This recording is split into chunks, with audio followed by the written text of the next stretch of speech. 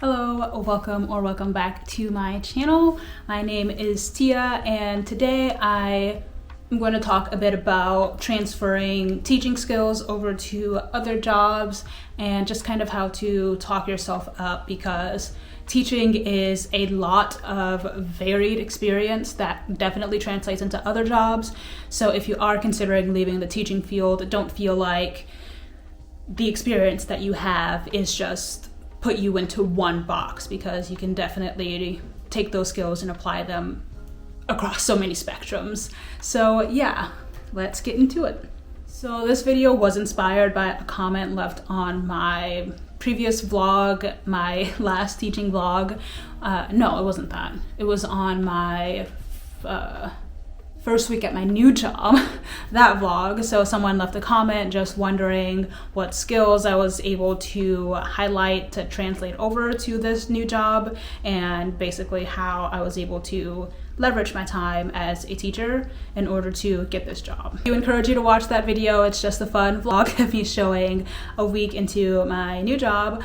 But in case you don't want to stop watching this video and go watch it, my new job is as an outreach and communication specialist with the county that I work in.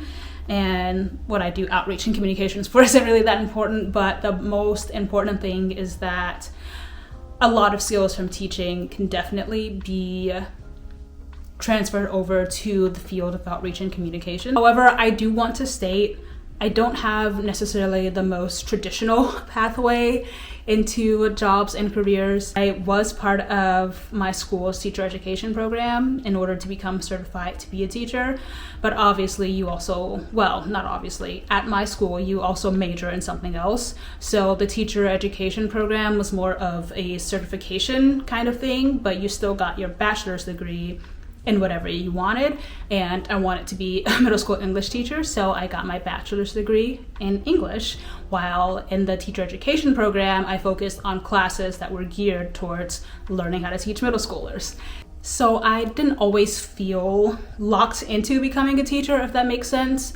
I also had job experience before I went to college, so my first internship ever with a local theater as their social media person, and I basically did anything that they let me do. I did a lot of content creation for them. It's a really cool experience, and I knew a little bit about marketing, but I didn't know that much about it until I took that internship. I only had one job during college, and that was writing for my college's newspaper. So I didn't write articles, I wrote whatever I wanted, basically. Then I studied abroad in London, and I had the opportunity to get an internship while I was there, and I didn't really know how to translate like classroom requirements into an internship, so I did think about the fact that I really enjoyed marketing and social media management during my internship as a high schooler, and so that's what I put on my application. And so when I was in London, I had an internship with So Far Sounds, and I was on their brand team. That was my official title, was brand team intern, and I learned so much about branding and about what it means to be a brand and like how important that is. And so yeah, that was really great experience. And so my second internship experience then was also in marketing and communications, which now takes me to the summer between junior year and senior year, where my third internship experience was also in social media management. Yeah, so that's it for internship work experience. However, I did also, so when it came to being in college and getting experience inside the classroom outside of observations, I volunteered with a program that my school did where it was basically like a Big Brothers Big Sisters program. So I had a little brother at an elementary school, and so that was really nice. And so I would go there and just hang out with him and kind of get experience in the classroom that way. And so we go back to college. And so all throughout college, because I'm part of the teacher education program, they did have requirements for practicum, so I had to get a certain amount of hours in at like in an actual classroom observing a teacher. And so I would say a lot of experience came from that as well. But then I was also a day camp counselor for the YMCA, and that was honestly really fun. It was not really the same because summer day camp is not at all like school. Thankfully, that's why kids do it. But the summer day camp I worked for was housed inside of a school, so that kind of, I feel like, affected the dynamic for me anyway. But anyway, so all of that to say, like I said, did not have the most traditional path into teaching. I did marketing for a few years before I finally did decide to go back into the classroom. So I feel like with the mix of internships and job experience that I had in college and also post-college, it kind of created a different mix of skills. However, when I did finally become a teacher, I realized that a lot of the skills that I had developed during my marketing work phase translated into teaching, but also the fact that like other teachers are doing this, and that means that their skills will easily translate into other fields as well. And so now I'm going to look at my notes just to be as eloquent as possible when I talk about this. So in the comment of that other video, the person asked about soft skills and hard skills, and so I started out with soft skills, and so I'm just going to list them all out. But there's effective communication, organizing, planning, problem solving, managing interpersonal relationships, conflict resolution, and leadership. So that's a lot. And I go through each a little bit. So effective communication, to be a teacher, to be a good teacher, your students obviously have to understand what you're talking about. Like, you have to be able to know what you know and then be able to break that down into things that students understand.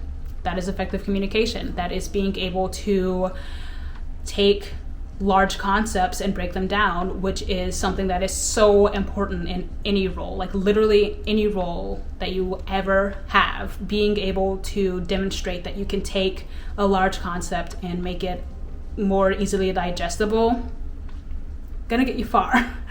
Organizing, I don't know how you can be a teacher without being organized, to be quite honest. That's probably one of the things that definitely drove me crazy, is just how organized I needed to be, or else everything would fall apart. And it's still a developing skill, but it is a really good skill, and I don't see why most teachers would not have that skill. Planning goes into organizing.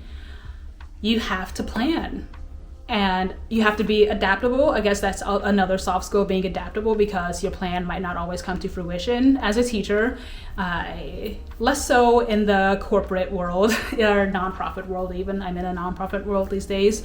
But planning and organization, two skills that teachers definitely have, that translate so well into just about any job you could ever want to transfer into. Problem solving, that goes with that adaptability. So if you realize that your students are not getting the lesson and you're able to problem solve that and get them through it, or change it up entirely, being able to think on your feet, being able to solve that problem, get you far in just about any role, especially if you are able to come up with a concrete example of that happening. Managing interpersonal relationships and conflict resolution, those also tie in together. You're not going to get along with everyone everywhere at any time, and that is also true for teaching. Some teachers might not want to admit it. Some kids suck. Some kids really do suck, and as a teacher, as the adult in the room, it is your job to suck it up and resolve that conflict so that your classroom can be a productive environment. And guess what? Some adults also suck. Some adults really suck. And as an adult, it is still your responsibility to resolve that conflict and manage that relationship so that things can stay productive. And I feel like teachers really have to be, or really often are, masters of conflict resolution because of all of the different personalities that exist in a classroom. Definitely, if like that question comes up in an interview, as a teacher, you are so equipped to answer that question. As a former teacher, you're so equipped to answer that question. And then last soft skill, leadership. You're the person at the front of the room. You are leading the classroom. I feel like as a teacher, it's so lame that you can't just transfer immediately into a leadership role. I feel like teachers, if they are leaving the profession and going into a different one, like they should immediately be able to be in a leadership role. Obviously, like there's other stuff that they probably don't know, but depending on what profession they go into, so that's not always feasible. But leadership is such a core responsibility of being a teacher that is so easily transferable into just about any role as well. Okay, now let's get into the hard skills, the things that you actually do as a teacher that you may not realize you can, change the wording of it in order to show that skill off. So I have content creation, research, project management, Google or Microsoft Office suite, resource management, and learning management systems knowledge. So go back up to the top. Content creation. You're making presentations, you're making worksheets, you are making tests, you are taking content and creating it into something else. You are a content creator as a teacher, yes. And depending on the kind of presentations you make, you might even be a graphic designer as a teacher. Even depending on the kind of worksheets you make, that's a part of graphic design, being able to make sure that things look good on a page in a presentation. You're a content creator, you are a graphic designer. So those are definitely skills that you can put on your resume to get jobs that you may not have thought were open to you. So keep that in mind. Research. I learned as a teacher that even though I was an English major, there were still things that I didn't quite know about the English language that they want us to teach kids these days. And so I was having to do my own research outside of the curriculum to make sure that I was teaching to the best of my ability. Maybe I am kind of type A in that way. Maybe not everyone does this, but if you are that kind of person, definitely talk that up, the research that you do, to make sure that you're not just teaching from the book, that you are 100% certain in what you were saying. Even the research for assignments. If you are assigning a book, I was an English teacher, so this is going to be English related, sorry. If you're assigning a book to the class, you need to know why you're assigning the book to the class. You need to have done your research on what that book is going to mean, what you want that book to mean, what that book is going to do. Okay, project management. It's kind of part of the planning, I would say. And if you're someone like me who taught many subjects, and so for me, those were 3 different projects that I needed to manage all the time, that I needed to have lessons planned for, that I need to have so many things that go into all those 3 different classes, and they're not obviously related. Like, of course, English transcends subjects, I would say. You use English language skills in just about anything, but there were still other things that I had to do. So that also ties into the research, I suppose. So project management, back to that. So being able to hold all of those things and still lesson plan effectively and lead effective classes, like that is project management. You have these projects and you are managing them. Even lesson plans. Lesson plans are many projects. You pack like what you want to teach, what you want students to walk away from. That is a project that you are managing because you are implementing it once you are in the classroom. Okay, next one. So really it depends on your school. You might use one, you might use both, but Google or Microsoft Office suite, those are things that employers want you to know.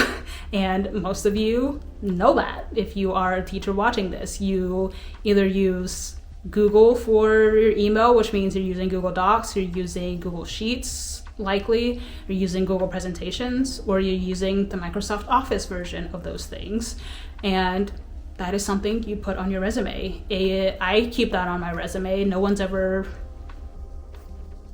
said anything about it, I guess, which, I mean, I don't know, it's a plus or minus, but I think it's still like something to put on your resume that you know. So Google Suite or Microsoft Office Suite, just to show that you are not someone who's going to sit in front of a computer and be like, well, I don't know how this works, because obviously that's just probably not going to be the case. Okay. And resource management. So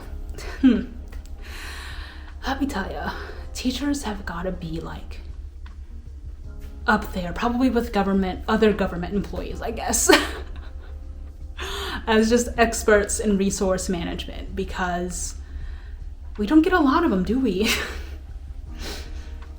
And being able to work with what you've got in order to make sure that students are getting the best experience that they can is such an amazing skill, and I got to observe it a lot when I was in college. I got to observe it at my job.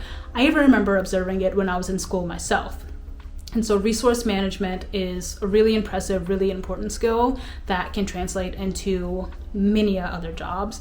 And I realize maybe I'm being too general here. So obviously my background is, or my experience and background is in marketing and communications, but I'm thinking about other jobs, like maybe in the nonprofit sector, like grant writing or grant management, project management in general. Maybe I'll do a video where I find a job and then explain how a former teacher would be exactly perfect for that job. That could be fun. Okay, last hard skill, learning management systems knowledge. And so this, I am talking about Canvas, Blackboard, Moodle. Is Moodle still around? I don't know. That was a thing when I was in high school.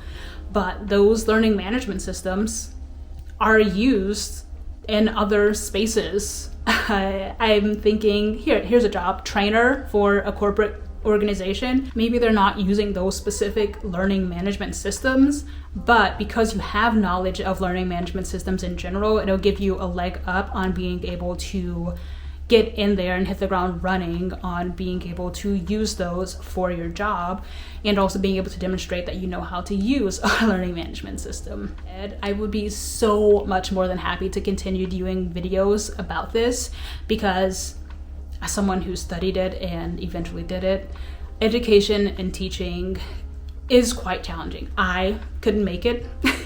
And I have nothing but respect for the people who can. But if you are also someone like me who either realized it was aggressively not for you or just looking for some sort of change, I would love to continue to talk more about how you can translate your teaching skills into other career fields. And maybe if there are specific career fields or specific jobs that you would like to go into, but you're thinking, oh, there's no way I could do that with only having teaching on my resume, I would be more than happy to talk more about those jobs. So please be sure to put those in the comment section below. Yeah, that is all. That's not all. That is what I have to say on that subject for right now. Thank you so much for watching, and I will see you in the next video.